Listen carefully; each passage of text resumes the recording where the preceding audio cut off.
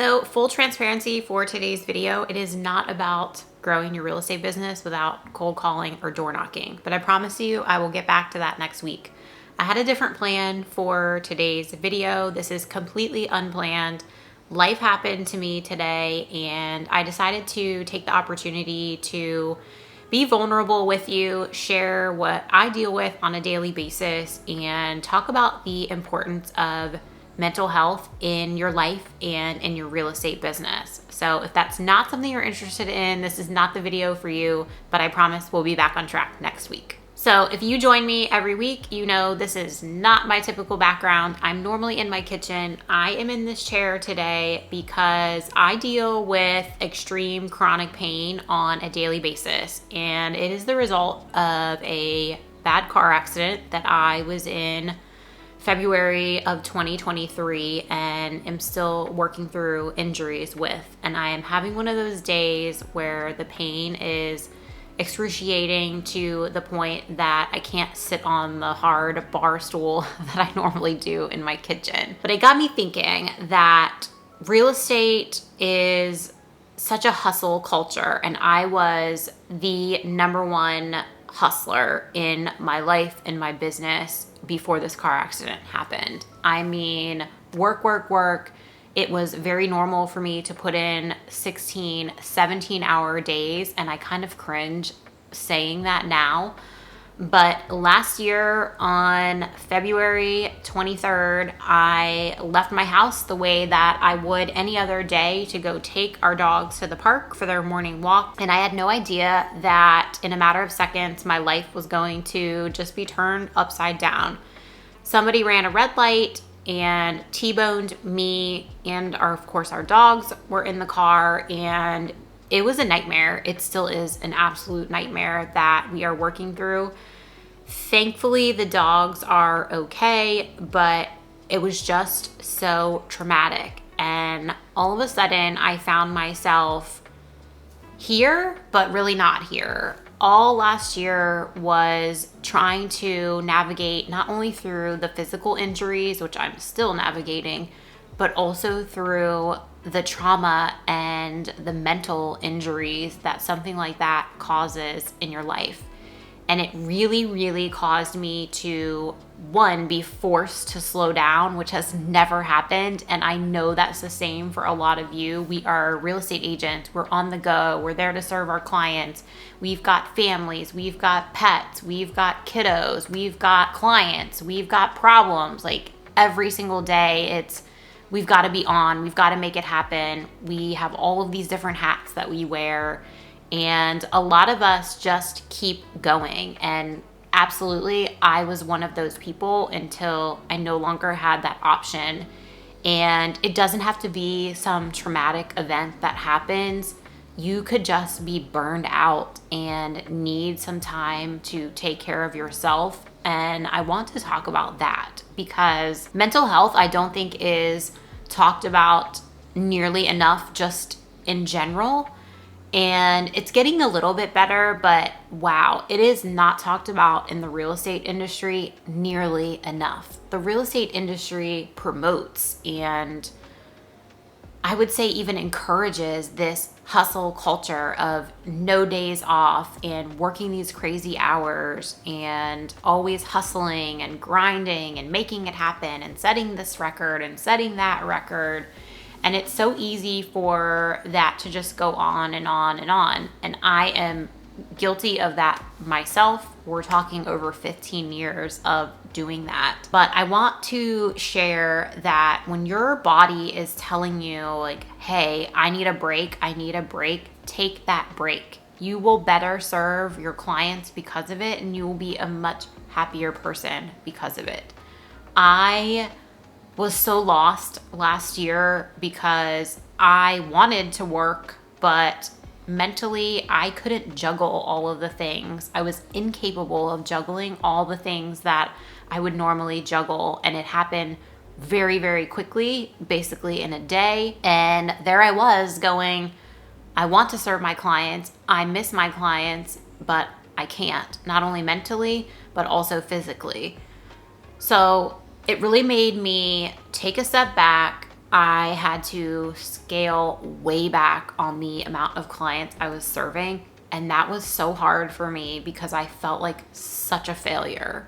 Real estate is a part of me, and I know it's a part of you too. It's something that we gravitate to, we love, we pour our heart and souls into. And all of a sudden, I really could not serve more than one client at a time. So I had to refer out a ton of business. I was fully transparent with all of my clients, the ones that opted to work with me. Some were amazing and said, we're just gonna hold off until you are ready to take this on again.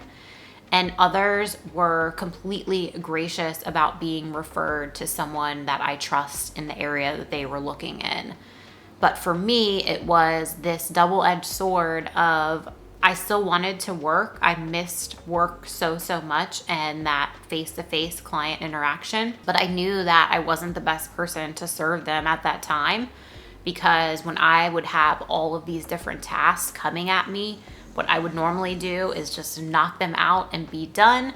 And where I was in that time in my life, to be really transparent with you all, I would start to cry. I could not handle it. I was having panic attacks. I just didn't know what to do with myself. So cue finding a therapist. And therapy is not for everyone. I'm not here to preach to you about therapy, but I am here to tell you that if you are struggling, you are not alone. Therapy has helped me so much. My therapist is currently on maternity leave, and I'm so happy for her to have that time, and she deserves it. But I'm also really looking forward to when she comes back in July, because it helps me so much to navigate things that are still happening in my life as a result of this accident. And I have healed so much mentally. I am no longer having panic attacks when I go to just drive the car, which was happening every single time I was trying to drive the car. She's really helped me unpack a lot of it. And a big part of that has been restructuring my real estate business to have the right systems, the right processes, everything in place to where there's a lot of work that has come off of my plate. And that has allowed me to get back to a place to where I'm back serving multiple clients. I have really been probably on the go more than I should, but in a way that is rewarding to me instead of draining to me. And I really want you, if you are feeling burned out or you're feeling like you're not enough, real estate has a big way of doing that too. Take the time that you need and look at your business. Look at what you can do to change things to be able to enjoy your business more, not have it, making you feel stressed out. I'm not saying you're never gonna feel stressed. It's real estate after all, and I definitely feel stress, but not the way that I used to, and I just don't have the volume of tasks on my plate that I used to as well. And in a way, that's a blessing. I always try to find the good in every situation. So something good that came out of this horrible event that happened in my life is that it really forced me to slow down, really take a step back. And then when I was ready to come back to figure out how I needed to, one, tear my business apart, which was a little sad at first, but then rebuild it stronger and bigger and better. And I just want to share that a lot of us feel this way. I never knew that there were other agents out there feeling this way, because I think that there's judgment around it. And I also think it's just this industry that we're in is, we talk about our stats and we tie our self-worth to how much we're producing. And if we're not producing, or if we have a bad month, then we feel bad about it. And it's this constant more. You have to do more, produce more, close more sales, serve more clients, whatever it is. All of those things, most likely. It's okay to take a break. It's okay to take time for yourself. And the biggest takeaway that I have had from this is making time in your calendar to do whatever it is that you want to do for yourself.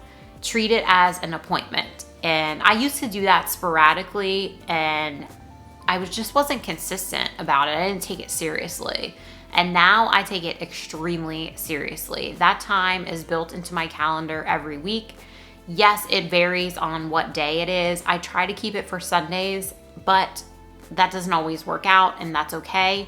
As long as you're then creating that space in your schedule to do something for yourself. And I don't mean you have to even go anywhere and do anything. Sometimes my idea of doing something for myself is just being home for the day and relaxing. Maybe I'll meal prep, or maybe I'll watch some trash TV. I still have to push through pain on a daily basis, and I have adjusted to that.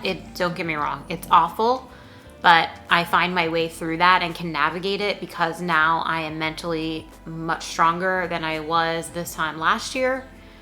I will not, however, push through mentally the way that I have done for so many years. And I don't mean that there aren't going to be situations where it's not going to be, all right, Amanda, buckle up, you've got to get through this.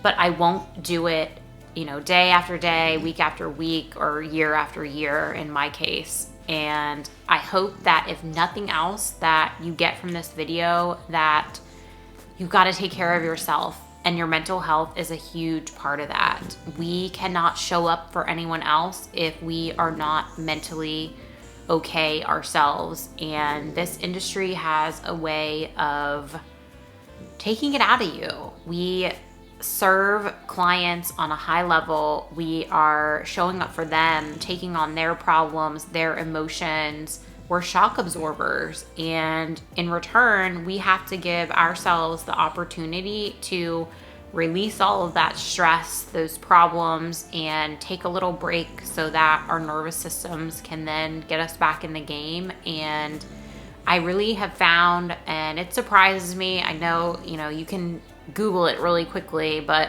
I was still surprised that by taking that time and allowing myself to heal through the mental trauma, and it's not that I'm even 100% there, but just how much I have progressed really showed me that we have to take care of ourselves or we can't show up for anyone else. It's the airplane oxygen mask example, that you put your own mask on first.